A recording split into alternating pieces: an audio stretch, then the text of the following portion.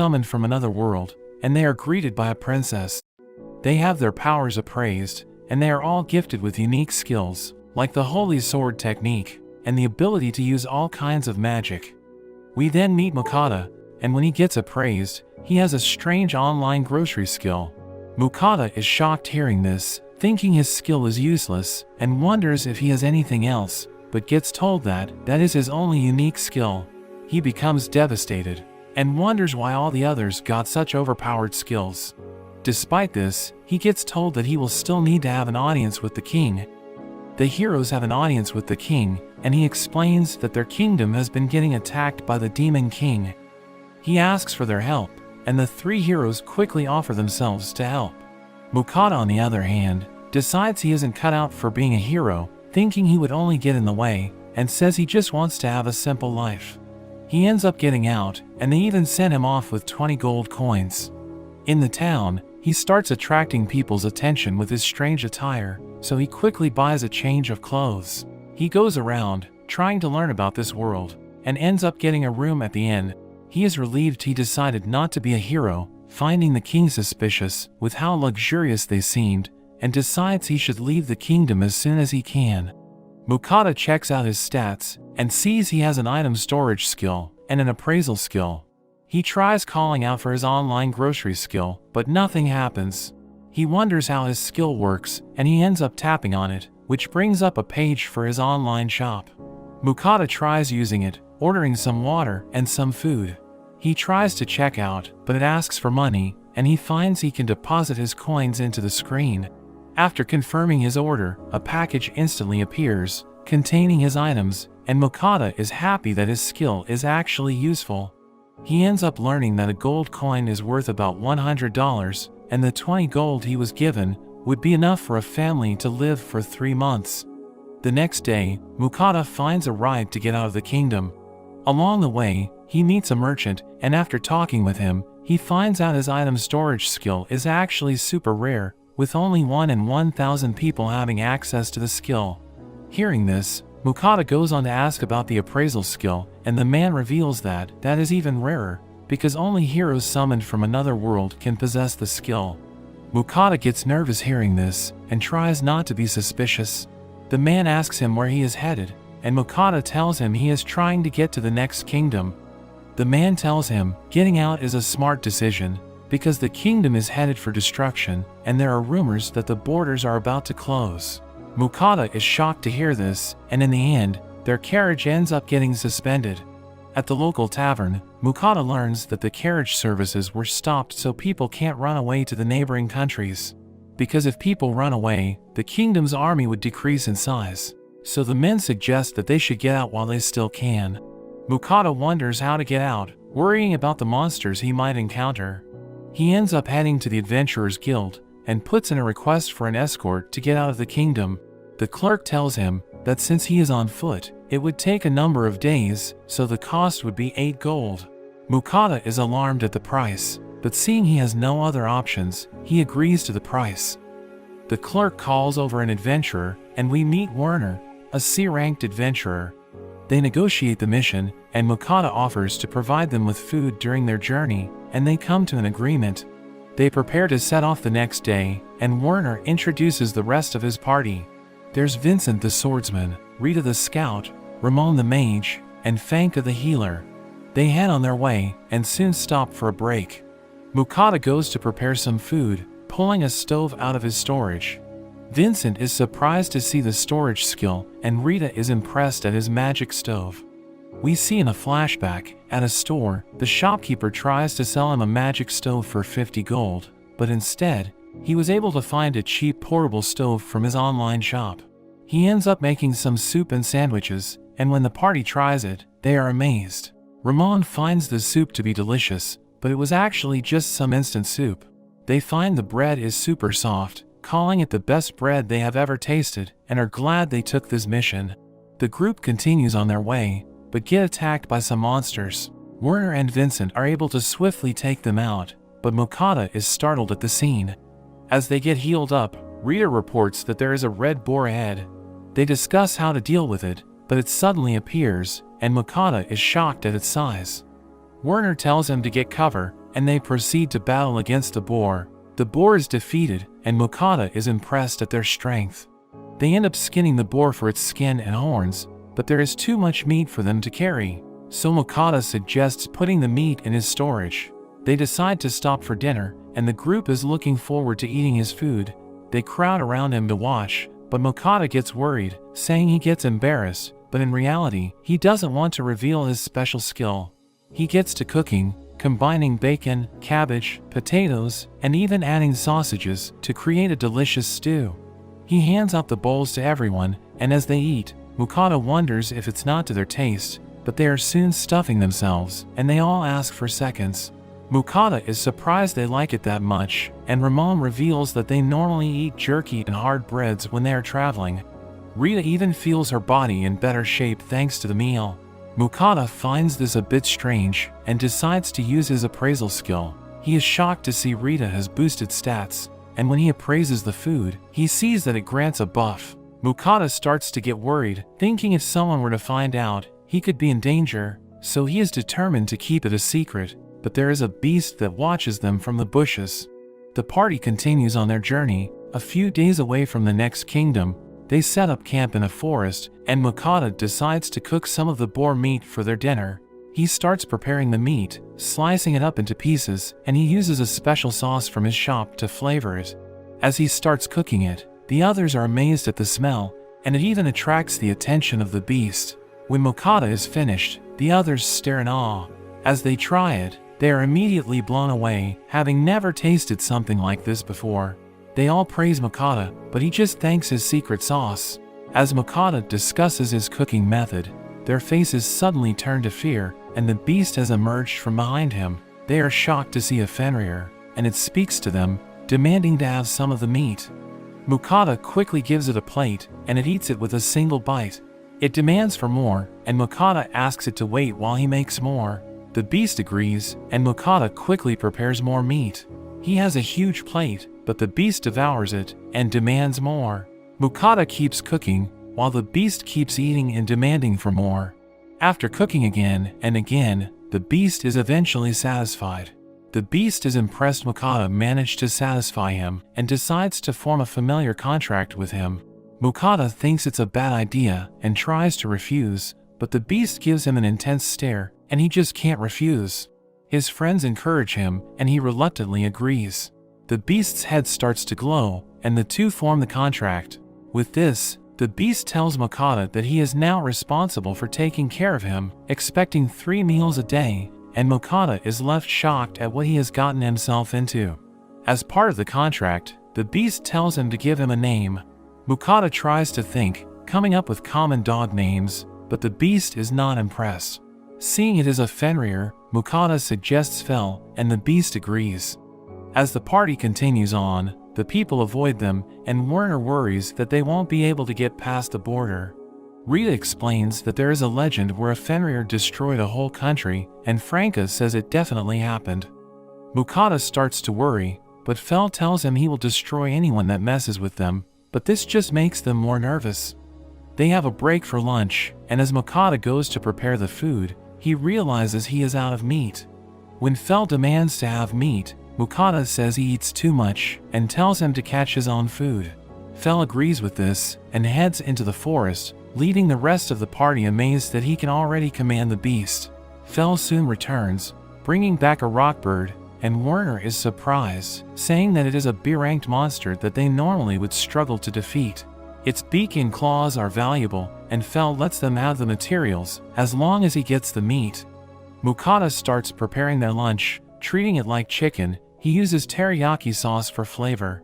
He serves the party, and Fel wonders about his share. Mokata tells him since he eats so much, he will need to wait until the end, and he patiently waits his turn. Mokata makes a huge portion for Fel, and he happily eats it all. After that, the party makes it to the border of the Kingdom of Venan.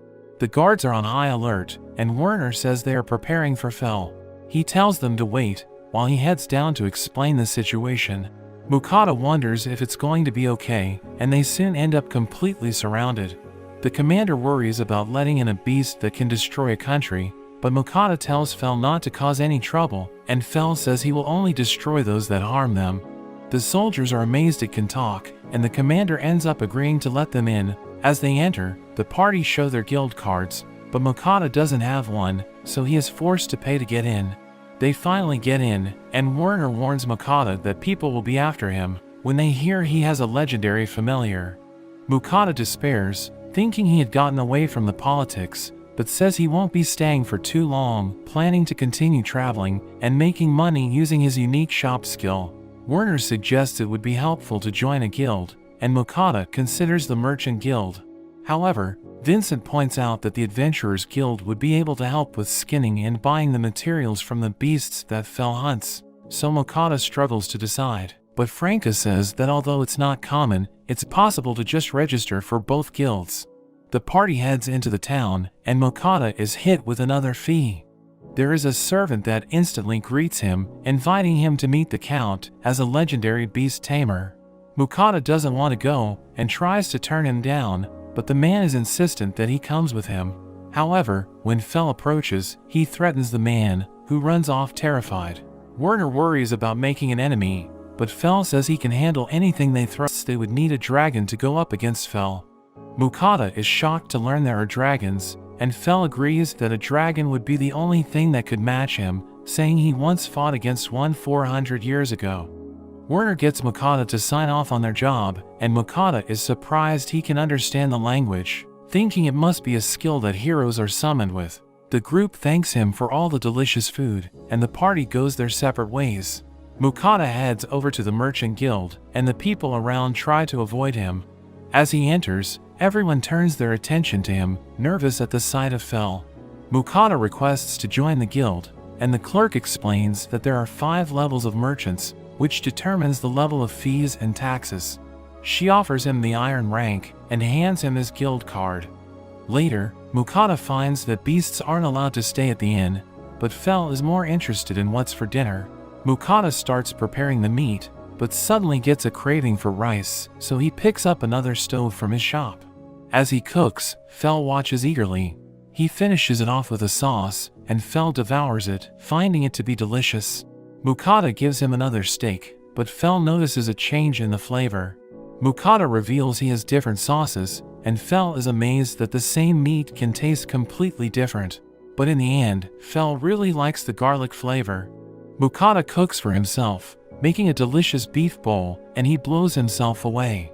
As Mokata goes to rest for the night, he quickly prepares the goods he plans on selling.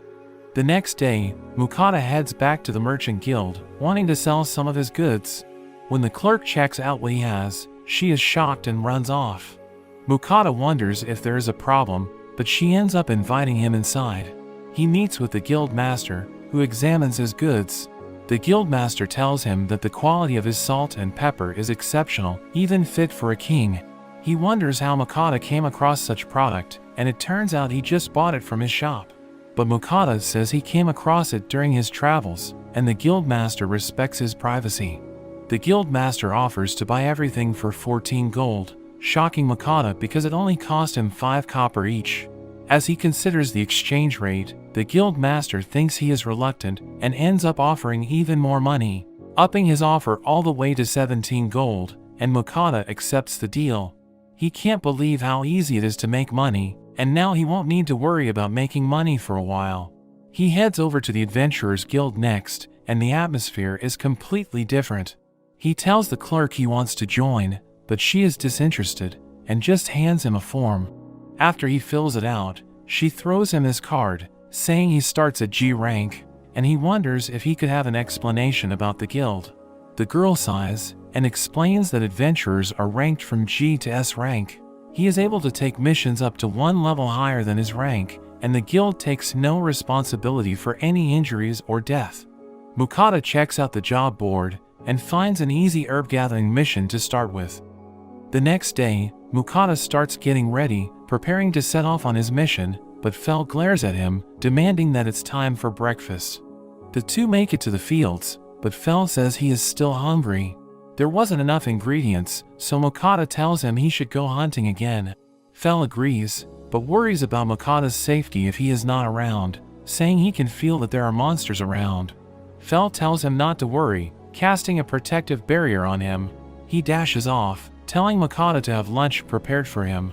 Mukata starts his quest, searching for his herbs, but it's an easy task for him because he can use his appraisal skill on the field to easily find the right herbs. He is able to easily complete the mission and even wonders if he will get a bigger reward for collecting more than the requested amount. With his mission complete, he decides to start making lunch. Since he is out of meat, he decides to make a cheap meal he can buy from his shop, which turns out to be spaghetti.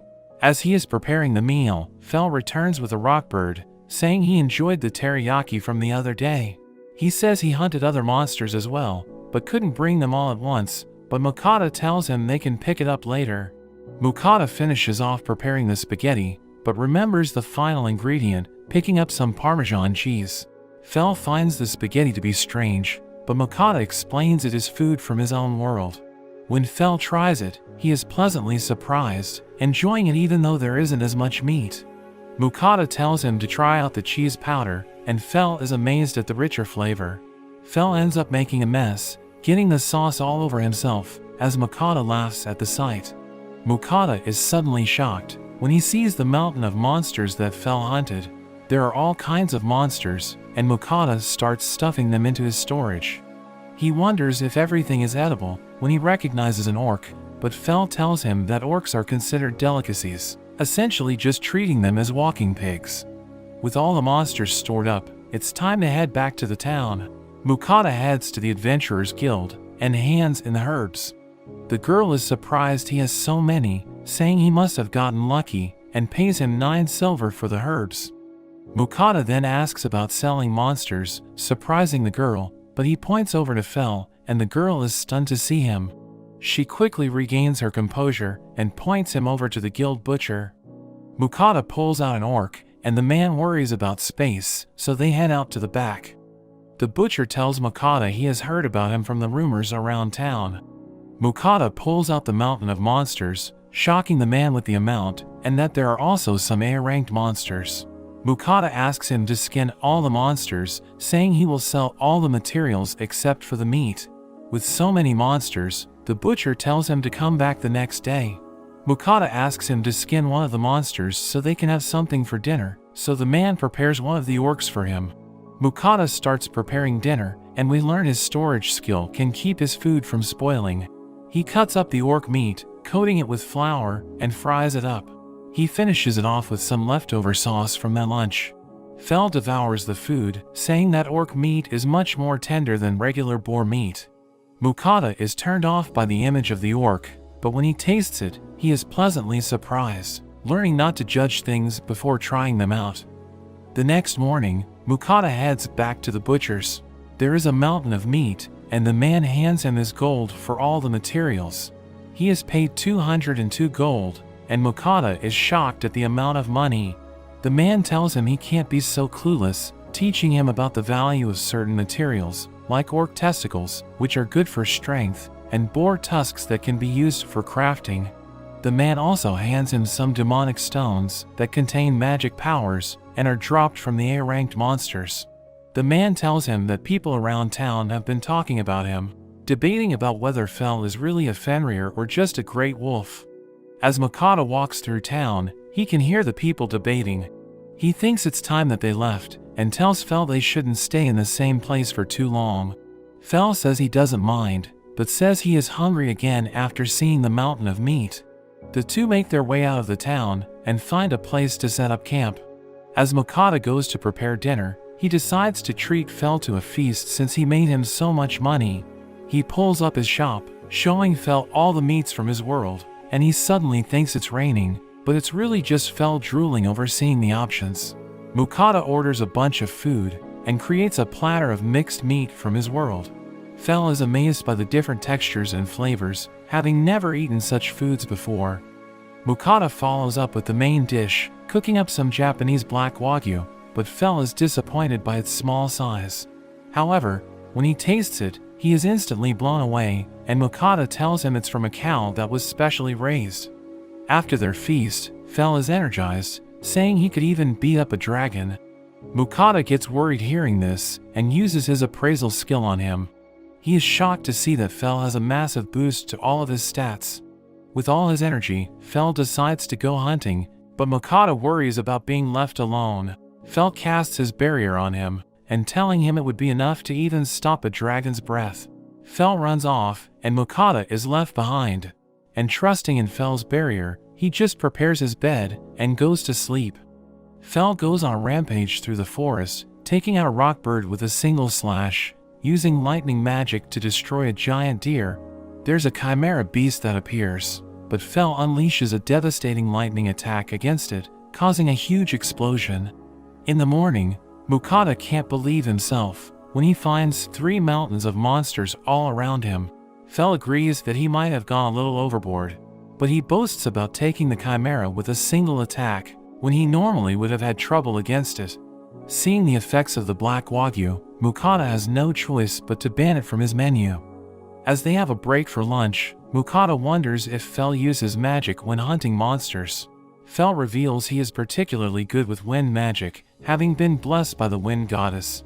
Mokata is amazed to see magic for the first time, and wonders if it's possible for him to use magic as well. Fel tells him it should be possible if he has magic power, so he checks his stats, and finds that he should be able to use magic. He asks Fel for instruction, but Fel just tells him that he needs to just think about it. Mokata thinks this means imagining it, and tries using a fireball, but nothing happens and he becomes embarrassed. Fel shows him how mana flows within his body, and after a while, he manages to shoot a fireball, although it's super weak. Fel comments on his training method, suggesting he should get experience from fighting monsters.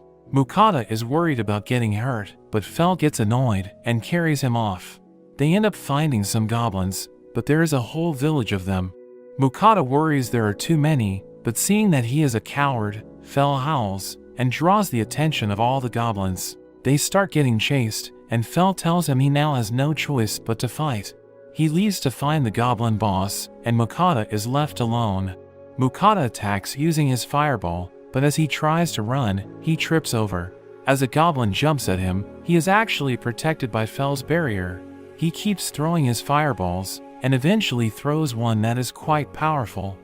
He collapses after using all his mana, but Fel reappears to finish things up. When he wakes up, he has trauma from the experience, but Fel says he should thank him for helping him use magic, and even sense that he has leveled up. When Mokata checks, he finds he has even gained the fire magic skill. As a congratulations, Fel has brought the Goblin King. Although it's not edible, he brought it back because it contains a magic stone. Seeing his magic stones can be traded for a lot of money, Fel thinks he should be rewarded with another feast, especially wanting the wagyu steak again, but Mokata refuses the request. Mokata is dizzy from the lack of mana, so he decides to just buy some food instead of cooking. It's an assortment of sweet breads, but Fel wants to have meat instead. Mokata insists that he is too exhausted, so Fel settles for the bread. Despite not being meat, he finds it to be good, and even asks for more. Mokata tells him if he eats too many sweets, he could get cavities or diabetes. But Fel tells him that is impossible, since he is blessed by the wind goddess. He is immune to any sickness and other ailments. Fel gloats about being blessed, and Mokata thinks it's not fair since he is already so strong. Mokata begs to be blessed as well, and we see that the goddess seems to be watching. There is a commotion at the next town. When Mokata approaches with Fel, he quickly shows off his guild card, saying that Fel is his great wolf familiar. When Fel tries to correct them, Mokata goes along with calling him a great wolf so they attract less attention. Fel suddenly talks telepathically to him, annoyed at being called a great wolf. The guard warns him that he will be held responsible for problems that Fel causes. When they get inside the town, Mokata suggests they need to find a map, so they can know where they are going. Mokata visits a tavern. There are a bunch of rowdy adventurers, and Mokata approaches a group to ask questions. He orders a round of drinks for the table, and they happily talk to him. They tell him about the different kingdoms, and when he mentions that he doesn't have a map, the men reveal that they have a map that was passed down by an older adventurer. They show it to him, and say that since they have already memorized it, they offer to sell it to him for 1 gold. Mokata agrees to buying it, and they part ways. After the men have left, the other adventurers laugh at him, revealing that he got scammed, because the map is just a common item that can be bought for 1 silver at the guild. Fel comforts him, saying they will make more money, and Mokata decides to head east, to the country next to the sea, but Fel is more interested in the seafood they'll get to eat. Meanwhile, the wind goddess Ninri watches over Fel, and she is curious about Mokata, who managed to form a contract with him. Seeing all the sweets they are eating, she wishes to have a taste of them for herself, but she knows she can't just intervene in the world. However, the thought of it is just too much, and it drives her mad. The pair go flying through the forest until Fel comes to a stop. Fel finds it strange he is covered in injuries, but Mokata tells him it's because he dashed so quickly through the forest. He wonders if they've arrived at the sea, but Fel tells him he stopped at a lake because he had a craving for fish. Mokata wonders how they can fish without a rod, but Fel uses his lightning magic on the lake, and all the fish float to the surface.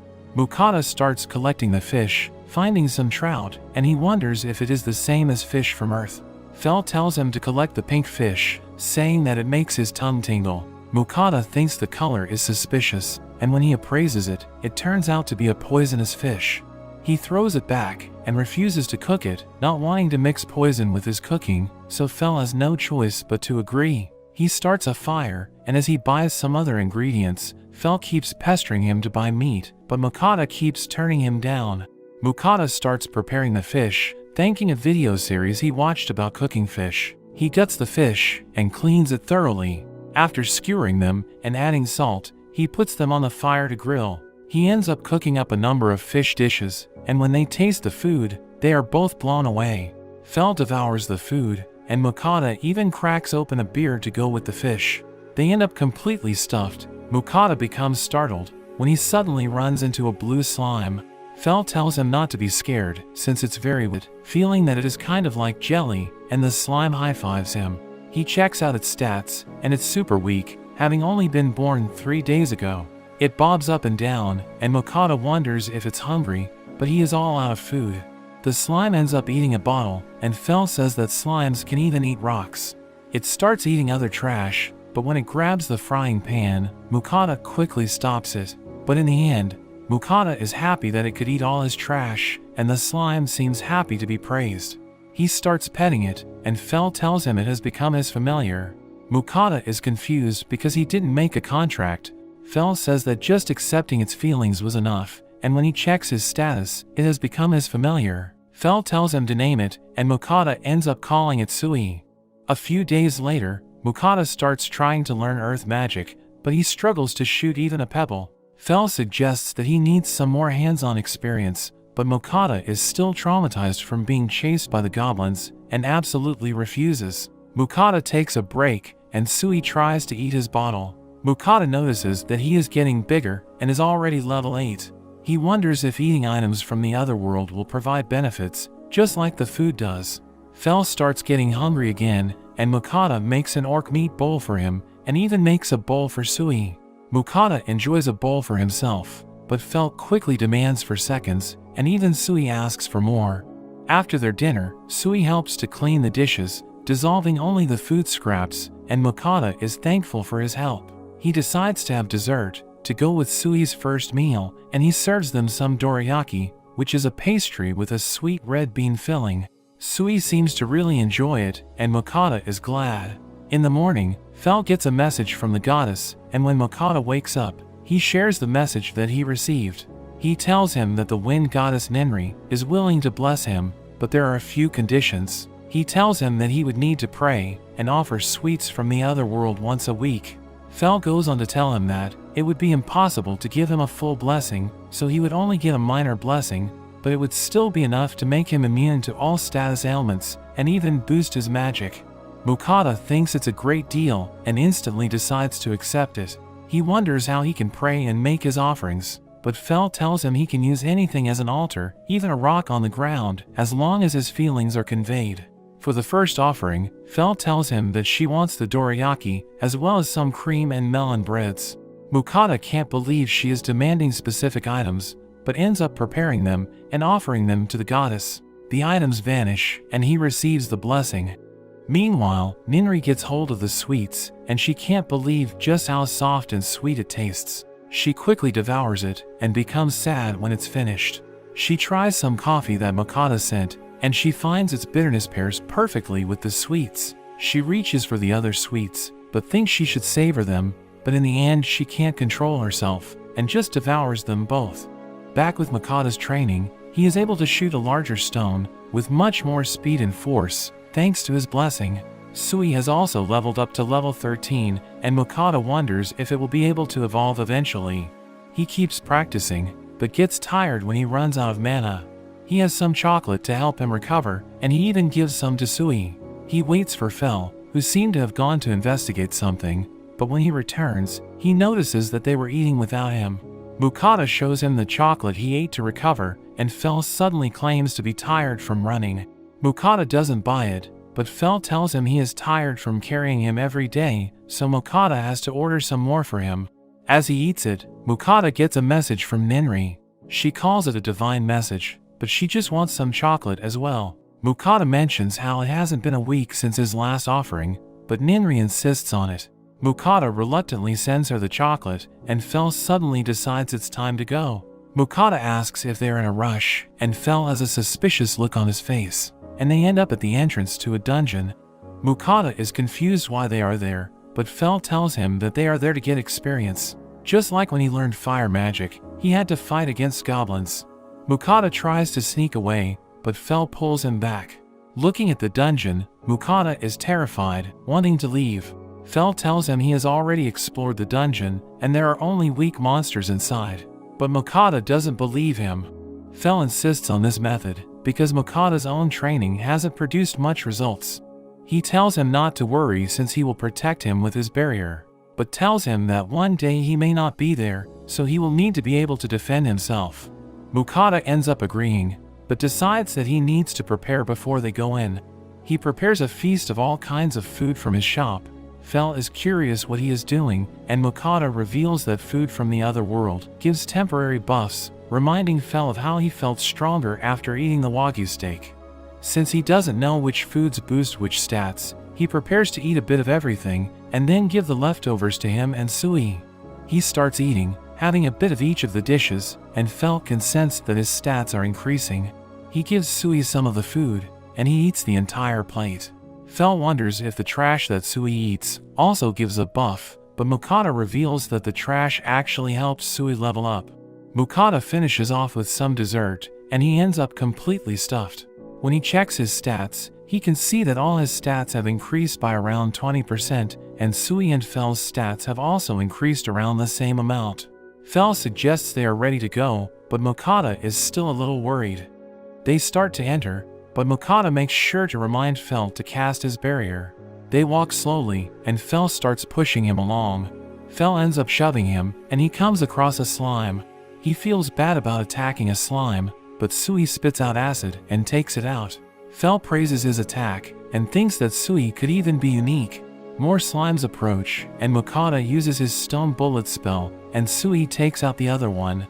Fel warns him about horned rabbits coming up next, and they soon charge at him, and he panics and swings his sword wildly. As they head deeper, Mokata wonders why they are getting attacked, because normally monsters are too afraid to even approach Fel. But Fel tells him that dungeons are different, and the monsters inside will attack regardless. They come across kobolds on the next level. Mokata uses his stone bullet, and manages to take both of the kobolds out. Mokata gets proud of himself, but Fel says he still has more to learn, and Mokata gets hyped up to get even stronger. They head to the final floor of the dungeon, and Fel mentions there should be about 10 kobolds. But Mokata is shocked to see that there are quite a few more. He wants to give up, but Fel drags him back. Fel tells him that together with Sui, he can take them out. Mokata doesn't believe him, but Sui is pumped. Fel ends up kicking him off, and all the kobolds turn toward him. Mokata is terrified, and the kobolds charge at him, but he is protected by Fel's barrier. Sui attacks using his acid, and Mokata starts attacking with his earth magic. He takes some of them out, but more charge at him, and he starts shooting stones from both hands. Together with Sui, they manage to take out most of the kobolds. The remaining kobolds run, but they get blown away as the Kobold King appears. Mokata is terrified, barely dodging its attack. He runs and shoots his stone bullets, but they seem to just bounce off the king. He rapid fires with both hands, but it has little effect on the beast. Fel mentions that his barrier might not be enough to block the attacks, so he encourages Mokata not to get hit. As the Kobold King prepares its attack, Mukata casts an impressive stone blast that lands on the beast's head. Although injured, the beast gets back up. As Mukata tries to attack, he runs out of mana. The beast swings at him, but his barrier activates. Fel reveals that he lied, saying his barrier would never break to such a weak attack. As the beast struggles with the barrier, Sui comes to the rescue, attacking with his acid and taking out the Kobold King. The beast is reduced to a pile of goop, and Sui starts to glow, but Mukata ends up passing out. Fel carries him out of the dungeon, and Sui worries about him. Fel notices that Sui can suddenly speak.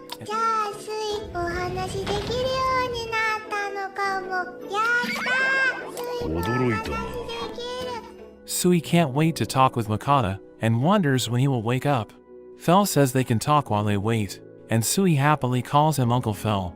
Fel is annoyed at being called an uncle, but Sui mentions how he is big and strong and is always taking care of them, so he sees him as an uncle. Fel is proud and refuses to be called an uncle. He leaves to get a snack, but quickly returns to remind Sui to stay in his barrier, and Sui insists that he is Uncle Fel. When Mukata wakes up, he panics, but soon realizes that he is outside. Sui comforts him and starts talking to him, and Mukata is shocked to hear him talking. Sui explains that after they beat the king, he started being able to talk. He calls him Master, and Mukata finds him to be even more adorable. He checks on Sui's stats, and sees that he has leveled up, and even gained the Acid Bullet skill.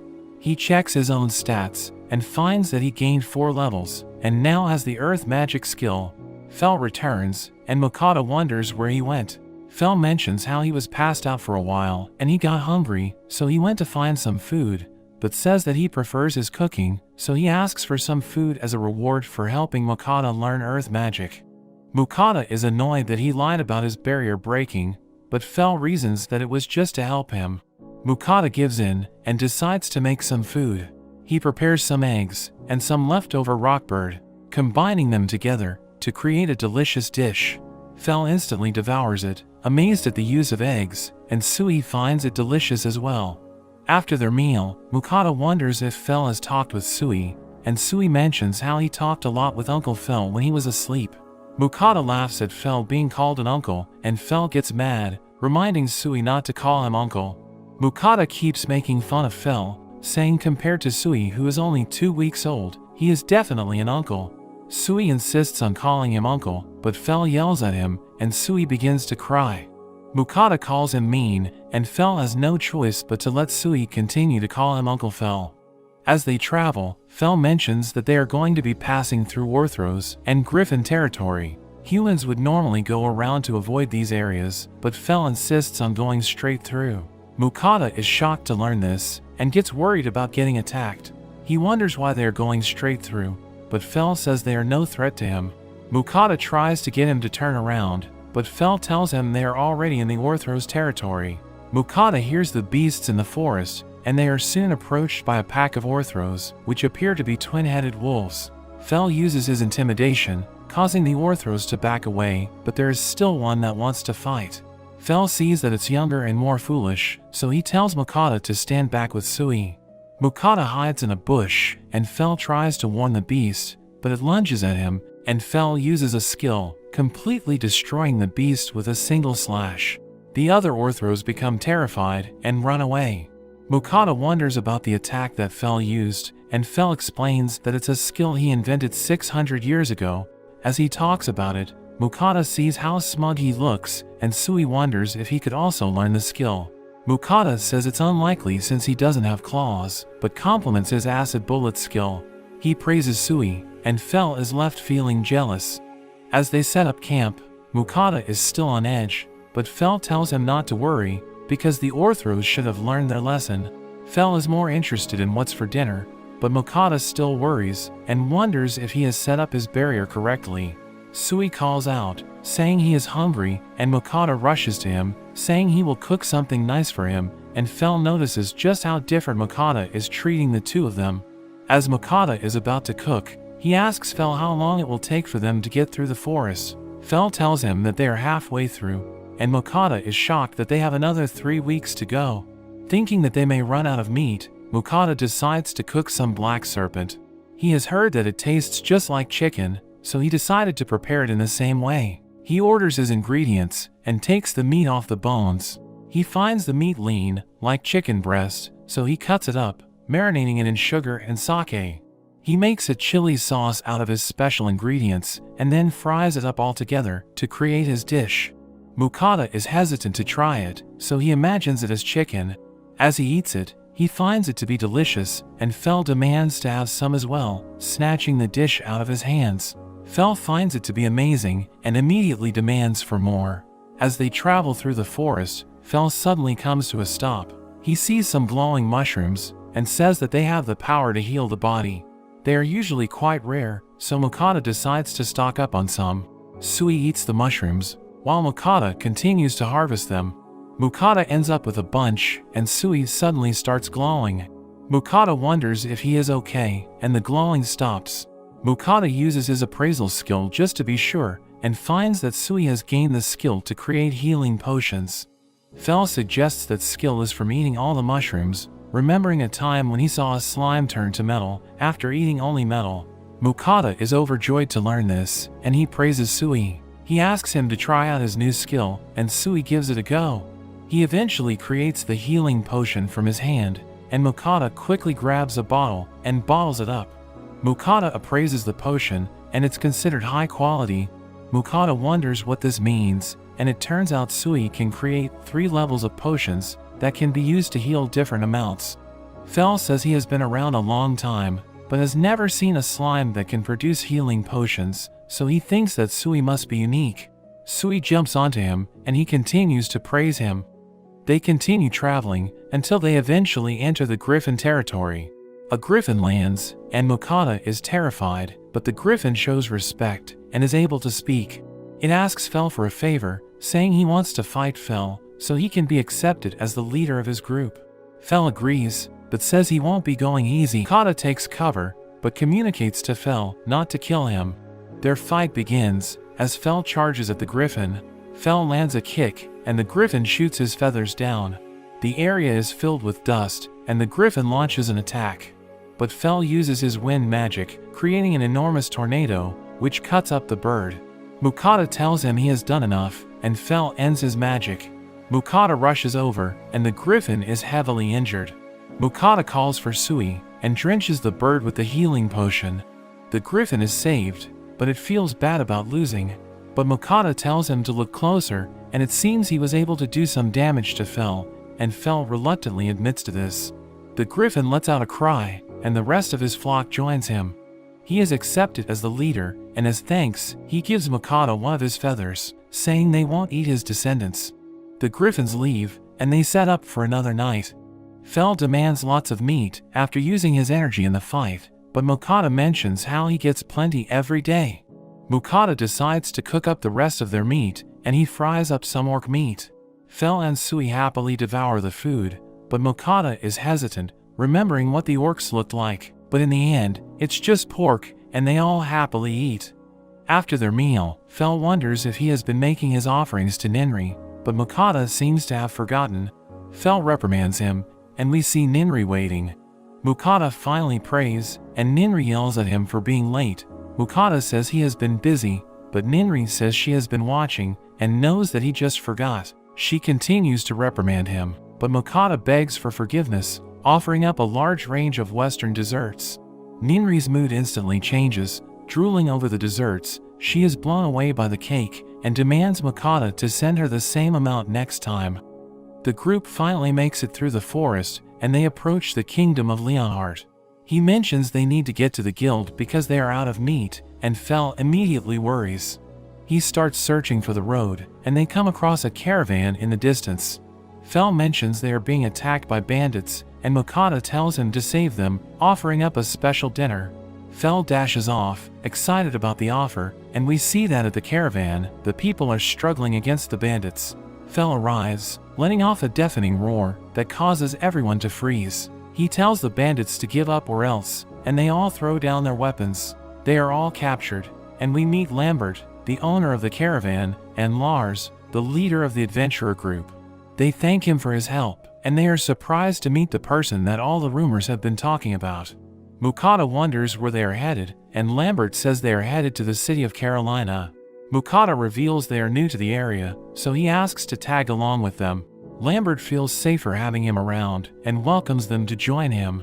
As Mukata joins the escort, he hears the guards debating if Fel is a Fenrir or a great wolf. Mukata is shocked to see that the rumors about him have spread so far, but he learns that the guilds have been sending letters about him, using magical teleportation tools. Everyone seems focused on Fel, but Mukata worries about leaking his identity as a summoned hero with his item storage and shop skills. He realizes that nobles seem to have the most interest in Fel, and he hopes that no one will try anything in this new kingdom. The caravan stops for the night, and Fel reminds Mukata that he promised him a special dinner for saving the caravan. While the guards settle for eating jerky, Mukata finds a private area. Fel demands lots of meat, but Mukata seems bored of his request. However, when Sui says he wants some meat, Mukata happily agrees. He is all out of steaks, so he decides to combine all the meat that he has left. Since he promised a special dinner, Mukata goes all out with his seasoning. He marinates his meat with his sauces, then adds flour and shakes it to create a coating. He fries it all up, and creates a delicious fried chicken dish. Sui finds it amazing there are 2 different flavors, and Fel also seems to enjoy it. As Mukata cooks up the rest of the meat, the smell travels over to the rest of the caravan. They are all drawn by the smell, and they approach to check it out. They wonder what he is eating, and Mukata offers to let them try some. The men instantly find it to be delicious, saying it's the best food they've ever had. Mukata keeps cooking and serving the food, and by the end, Mukata is exhausted. The guards all thank him for the food, but in the end, he didn't get to have any food himself. The guards tell him to rest while they stand watch at night, but the bandits curse at them. However, Mukata warns them not to try anything funny or else Fel will tear them apart, and the bandits are terrified. After a peaceful night, they make it to Carolina. Lambert explains that it's the 5th largest city in the kingdom, and his family has been leather merchants in the city for generations. The bandits are handed over to the city knights, and Lars is headed to the guild to submit his report. Mukata decides to also head to the guild, and promises to visit Lambert's shop. At the guild, Mukata finds that his card has been unregistered. He didn't complete the minimum number of quests in the last month, so they ended up deactivating his card. Mukata thinks about everything he went through over the last month, but the clerk tells him that people usually try to take as many missions so they can quickly get to F rank, because the time limit is extended to 3 months. Mukata decides to re-register, and mentions that he has gained a second familiar. He shows off Sui, but the girl is not impressed. He gets laughed at by some adventurers, but he tries not to let it bother him. Mukata heads over to the guild butcher, but he runs into Lars and his group. Mukata says he is just trying to sell some of the beasts that Fel caught, and Lars asks to have a look, wanting to see what Fel has caught. Mukata thinks it's okay, but when he shows his haul, the group is shocked, having never even seen some of the monsters. The butcher gets excited to work with such high-class materials, claiming to be the best at dissecting monsters. He skins the red serpent, mentioning how the meat is something commoners would never get to taste. Mukata and Fel imagine how it will taste, and Lars suddenly wonders what kind of meat they had for dinner the previous night. Mukata says it was a bit of everything, mentioning rockbird, giant deer, and orc meat. The group immediately apologizes to him, not realizing that they had such a high-quality meal. But Mukata says that it's fine, since he has so much. Lars says he is well known in the city, and tells him to call if there is anything he needs. At night, Mukata rests at an inn. He thinks he should try to reach F rank, since he needs to maintain access to the butcher.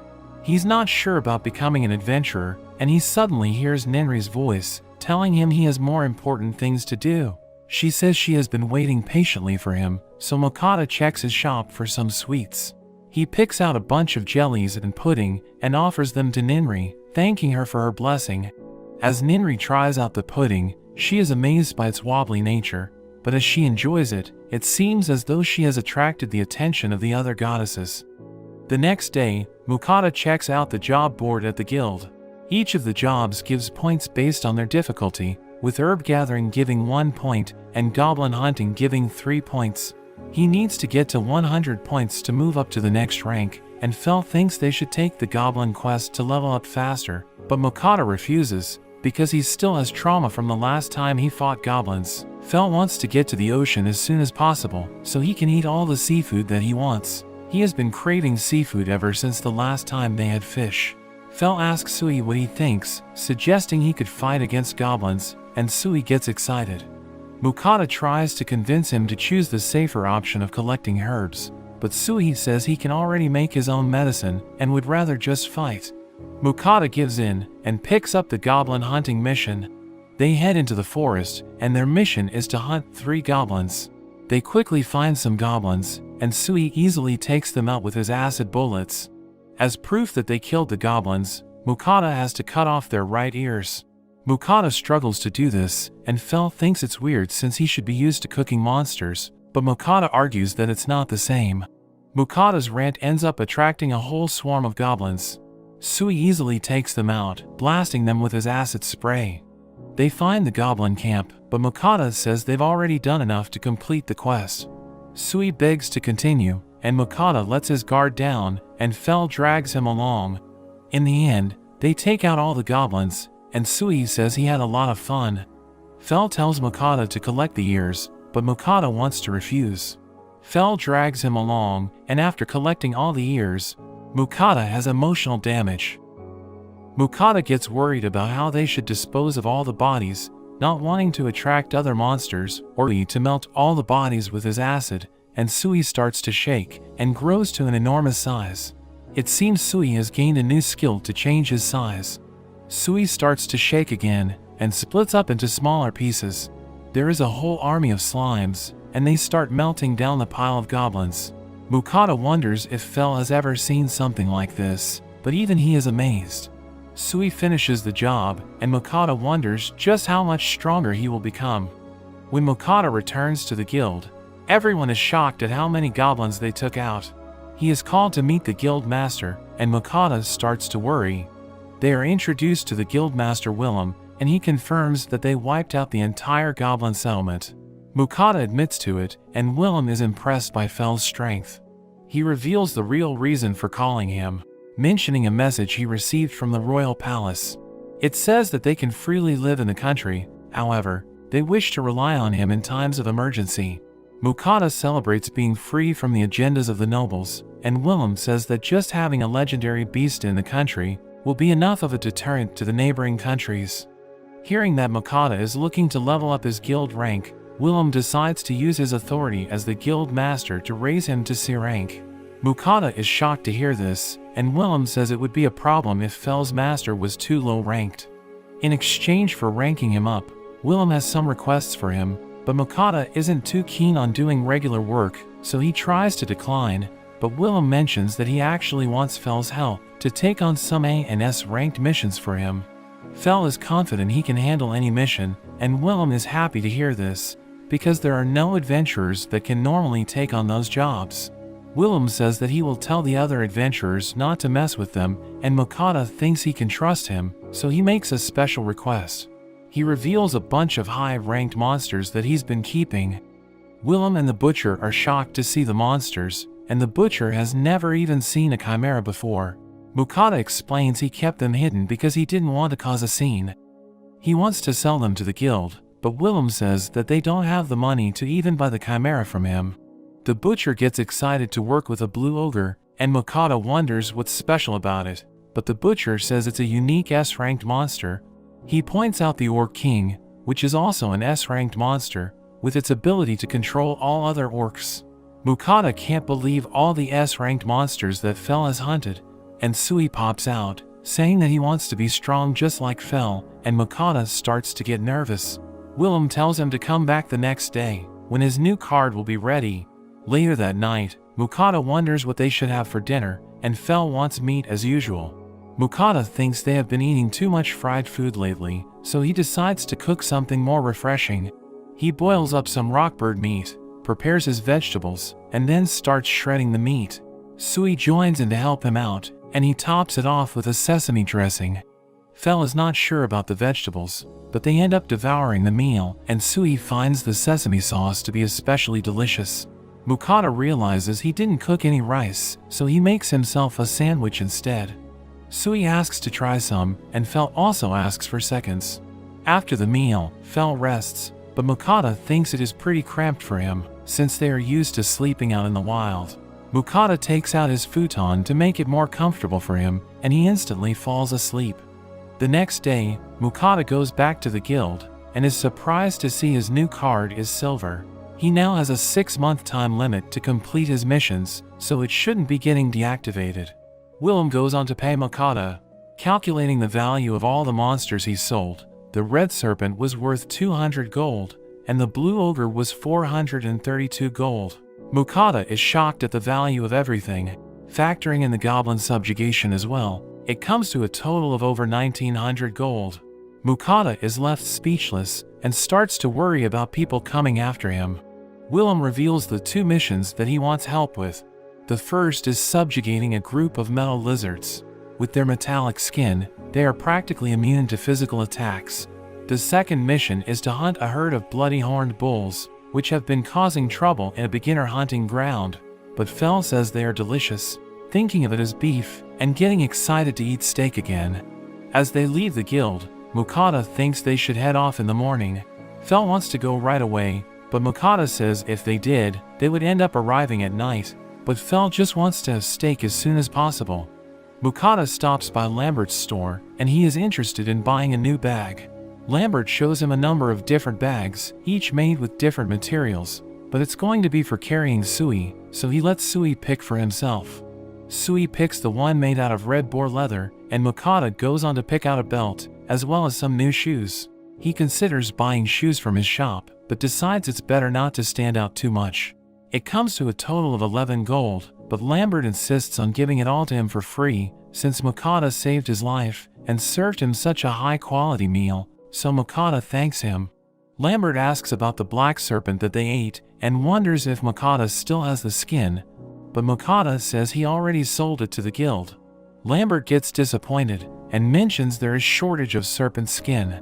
He dreams about getting his hands on some red serpent skin, and Mukata feels bad about selling it all to the guild. Lambert tells him if he gets any more serpent skin, to sell it directly to him, and Mukata agrees.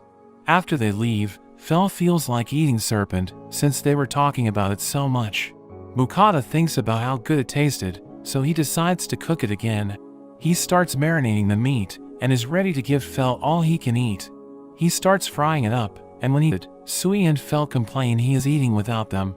Fel wants to start eating, but Mukata fries the meat for a second time. As the two start eating, they find it even better than last time, since it's twice as crispy from being fried twice. After their meal, they are completely stuffed. Mukata keeps cooking, and Fel says he can't eat anymore. Mukata says it's for himself, and he plans to put some in storage so he can have some whenever he wants. Mukata enjoys a beer as Fel and Sui head to bed. He reflects on his adventure and feels lucky to have found such companions. Mukata and Fel head to the mountains where the lizards were reported to be. Mukata wonders where they could be, but Fel can detect their presence, finding a cave in the mountain. Mukata wants to wait outside, but Fel charges in. When they get inside, they only find one lizard, and Mukata thinks it's strange because it's glowing. He sees that it's a mithril lizard, and Fel says that it must have evolved after eating a bunch of mithril. He says that magic won't be effective, because mithril has the property to diffuse magic. Mukata thinks they might have trouble, but Fel uses his lightning to instantly defeat the lizard, saying he can use magic that can't be diffused.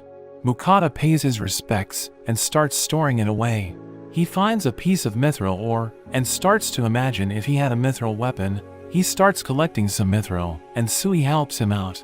He thinks about how it would be good for making armor, since it can diffuse magic, or even using the mithril lizard's skin. Fel suddenly crushes the mithril, saying he doesn't need any armor because his barrier is far superior. He wants some more action, so he suggests they should carry on with the guild master's second request. Mukata isn't ready, but Fel is eager to eat some steaks, so he drags Mukata off. They arrive at the field where the bloody horned bulls are located. Mukata is worried because they are as big as rhinos and have a bad temper. He decides to wait on the side, and Fel approaches the bulls. Sui gets jealous that Fel is fighting the bulls, so he quickly follows after him.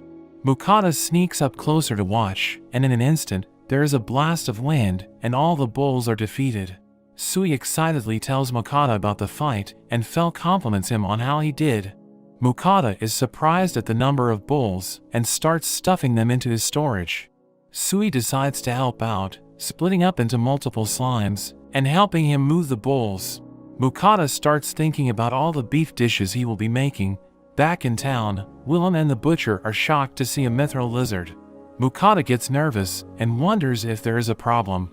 The butcher explains that an intact mithril lizard is so rare that the last record of a sighting was 400 years ago. Willem explains that the lizard is a sign that there is a new mithril mine, saying that mithril is so rare that there are only 3 mithril mines in the whole world. Mukata is shocked to hear it's such a big deal. Willem says that they will have to keep the lizard as an offering to the king, but mentions that he will be compensated for hunting the lizard and discovering the mine, suggesting it would be worth around 5,000 gold. The butcher is jealous, but Mukata seems to be terrified to hear this. Willem moves on to ask about the bulls, but Mukata shows that he has already completed that request as well, shocking them once again. As Mukata leaves, he worries about his peaceful life being disrupted. Fel says there is no point in worrying, and he is more interested in getting to eat steaks. Mukata starts preparing their dinner, cutting up some steaks, and frying them up until they are medium rare. He sets them aside to rest in some foil, while Fel waits patiently with Sui. The steak is perfectly cooked, and when they taste it, they find it to be outstanding, with juice overflowing with every bite. Fel compares it to the wagyu that he had, and immediately asks for more. Mukata gives him another batch, and adds his favorite steak sauce, making it even more delicious. After their meal, they are completely stuffed, and Fel thinks it would be hard for him to go back to eating raw meat. Fel reminds him about his offerings to Ninri, and it seems he has forgotten once again. He quickly goes to prepare her offering, and hears her voice, listing out all the things that she wants him to send. As he sends his offering, he suddenly hears the voices of the other goddesses. They think it's not fair that Ninri is getting all the sweets to herself, but Ninri says it's because she gave him her blessing. The other goddesses offer to bless him as well, so he will send offerings to them, but Ninri tries to object. Mukata says that he already has Ninri's blessing, but they point out that she only gave him a minor blessing, and that he doesn't have any affinity with wind magic. They suggest that with a more compatible blessing, he will get far more benefits. Since he has an affinity for fire and earth, a blessing from the earth goddess Kisha, or the fire goddess Agni, would be much more suitable. Ninri interrupts, saying that the god of creation is mad at them for giving too many blessings, but the two think it will be fine if they only give him minor blessings as well. Mukata wonders if there has ever been anyone with multiple blessings, but it seems that has never happened before. Mukata tries to use this as a reason to decline, but the two goddesses bless him anyway. The water goddess Ruka feels left out, because Mukata doesn't have any affinity with water, so her blessing would be useless for him, and she cries, because she will be the only one who doesn't get an offering from him. The other goddesses start to panic, telling Mukata to do something. Mukata doesn't know what to do, and Sui tries to comfort him. Seeing Sui, Mukata asks Ruka to give her blessing to Sui instead. The goddesses all agree, and Ruka gives her blessing to Sui.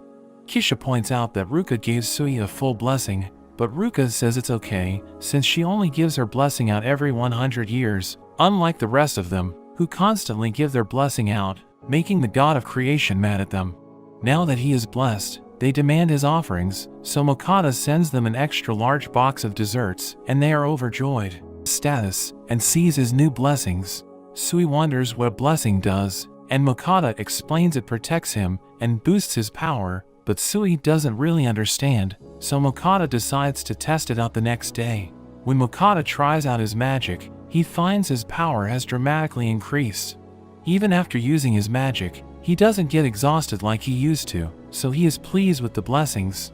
He tells Sui to try out some water magic to test his blessing, so Sui starts using some water magic, creating a spinning orb of water. Mukata is amazed, and wonders how far he can shoot it, so Sui fires it at a tree, which completely knocks it down. Sui also uses water as a blade, easily cutting through the trees. Mukata thinks he is amazing, but warns him not to attack anyone in town.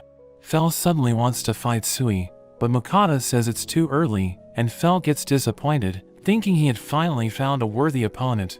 Mukata keeps practicing his magic, trying out his new stone wall spell. Fel leaves to go hunting, and at the end of the day, Mukata is excited to show them how he created a house using his earth magic. They are not particularly impressed, and Fel has returned with a black serpent, since he knows Mukata has a deal with Lambert. Mukata is suspicious of his intentions, but Fel just wants to be rewarded with a special dinner. When they wake up, Fel agrees his hut was pretty comfortable, and he wonders what they will be doing that day, suggesting they could go hunting, but Mukata isn't too keen. He says they should go back to town and deliver the black serpent that Fel caught for Lambert. They head back to the guild, and Mukata visits the butcher. All the bull meat is prepared, and the butcher gives him his payment for the portion he sold. Mukata pulls out the black serpent, and the butcher is surprised he found another one so easily. Mukata asks him to prepare it for him, and Sui appears, asking if it's time for lunch. Mukata gets ready to cook, and Fel asks why he is so enthusiastic. Mukata reveals his new item he bought, a grinder that will let him make minced meat. He starts grinding up the bull meat, and Sui finds it amazing, wanting to try it himself, and he helps grind up the meat. They end up grinding orc meat as well, and they mix the meats together, adding eggs, onions, and forming them into patties. They are also perfect for storing away in his storage. He fries up the patties, adding his special sauce, and Fel can't wait to eat it. After they enjoy their meal, Mukata washes his shirt, but the soap isn't very good. He gets an idea, and thinks he could sell the soap from his shop. He buys a bunch of shampoo and conditioner, transferring it into some bottles, so it's not as suspicious. Sui plays in a tub of water, and Mukata thinks about how he hasn't taken a bath in a long time. He goes to visit Lambert, who is surprised to see the black serpent's skin. Mukata goes on to reveal he is also a merchant, so he wants Lambert to check if his products would be valuable. Lambert checks out the soap, and finds it to be quite fragrant. Mukata explains how it's more effective, and also talks about the shampoo for washing hair, and the conditioner to make hair silky smooth. Mukata gets worried at Lambert's reaction, but Lambert suddenly is in tears thanking him. Since his anniversary is coming up, and his wife is bored of his bags and accessories, he didn't know what to get her, but he thinks that these products would be perfect for her since she loves bathing. Hearing this, Mukata asks if he has a bathtub, and Lambert says he had one custom built for his wife. Mukata is amazed, and imagines finally having a bath. He asks to see the bathtub, and Lambert agrees to show him. Mukata is amazed to see it, and Lambert explains how expensive it was, requiring a magic device to purify the water, and hiring an earth magician to create it. He says it costs over a few hundred gold, so having one as a merchant is proof they are doing well. Mukata is keen on getting one, and Lambert offers to introduce him to the seller, which Mukata is happy to hear. Mukata ends up giving Lambert the products to try, and suggests he should test them out himself before giving anything to his wife, and Lambert agrees, not wanting to test things on his wife. The next day, Mukata visits again, and Lambert is excited to see him. His wife suddenly rushes to meet him, introducing herself as Marie, and wants to know more about the products. After Lambert had a bath, he smelled so good, and his hair became so soft that she instantly noticed. Lambert is disappointed he ruined the anniversary present, but Marie says she also tried the products, with the shampoo cleaning her hair better than anything else, and the conditioner making her hair beautiful and smooth. Mukata thinks they want to buy more, but Lambert asks if he wants to sell them at his store. Mukata is surprised to hear this, since he has a leather shop, but Marie is sure the products will sell, saying it would be a shame for another merchant to sell it, because every woman in the city will want to buy some. She insists that Mukata sell it to them wholesale, and he agrees, since he doesn't have his own shop.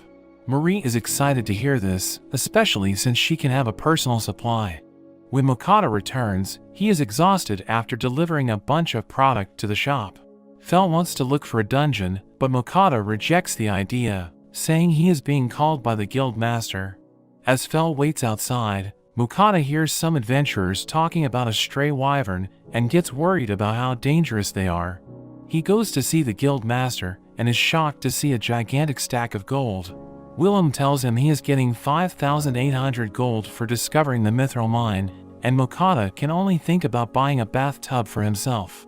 There is suddenly an emergency as a herd of wyverns is approaching. They are surprised there is a whole herd of them, but it seems because Mokata took out the pack of bulls, which the wyverns would normally hunt, they have now all grouped up. There are a number of injured adventurers, with some suffering from the wyvern's deadly poison. The guild is running out of potions and antidotes, but Mokata takes out his high-grade. Willem uses the potion, the man's wounds are instantly healed, and they are shocked at how it completely healed everything, including the poison. After healing the wounded, Willem orders all the adventurers C-ranked and above to help fight the wyverns. Mokata realizes that includes him, and Willem rallies up everyone and they prepare to fight, but Fel stops them, saying they will deal with the wyverns themselves. Mokata doesn't want to go, but Fel has been bored and says that wyvern meat is delicious, declaring that all the wyvern they defeat will belong to them. Willem wants to help, but Fel says he would only get in the way. They head out into the field and see the wyverns in the distance. Mokata can see they are dangerous, but Fel isn't worried and decides it's the perfect time to teach Sui